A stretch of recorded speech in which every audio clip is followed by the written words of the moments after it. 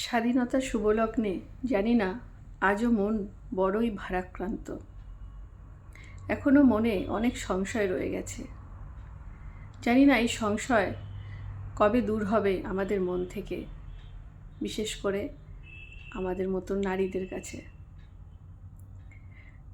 নারীরা আজও কি নিরাপদ? সমাজে নারী পুরুষ সবই সমান। এখনো সবাই বলছে নারীরা পুরুষের সাথে সমান তালে চলছে, কিন্তু কোথায় যেন একটা খামতি রয়ে যাচ্ছে। সেই নারী আর পুরুষ কখনোই কিন্তু একই হতে পারছে না। নারী নারীর জায়গায় রয়ে গেল, পুরুষ পুরুষের জায়গায় রয়ে গেল। আমাদের সমাজ আজও পুরুষতান্ত্রিকই রয়ে গেল।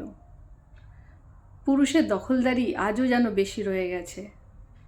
নারীরা নিরাপদ মনে করেও সঠিকভাবে নিরাপদ হতে পারছে না। রাস্তাঘাট, স্কুল কলেজ, এমনকি নিজের বাসস্থানেও। তো আমাদের সবাইকেই অনেক অনেক বেশি সতর্ক হতে হবে নিজেদেরকে রক্ষা করার জন্য। সমাজের রক্ষকের থেকে ভক্ষকের সংখ্যা অনেক বেড়ে গেছে। তো আমাদের নিজেদেরকেই এই ভক্ষকদের দূর করতে হবে। স্বাধীন ভারতে স্বাধীন হয়েও আমরা এখনও পরাধীনই রয়েছি। পুরুষতান্ত্রিক সমাজ আমাদের নারীদের এখনও সঠিক মর্যাদা দিতে পারছে না। তো সেই পুরুষ, যেই পুরুষ এক নারী গর্ভ থেকে ধারণ হয়েছিল, সেই নারী ভারত মাতা নিজের মা, নিজের বউ, নিজের বোন সমস্ত কিছু ভুলে তারও আজও অন্যায়ভাবে নারীকে শোষণ করে যাচ্ছে।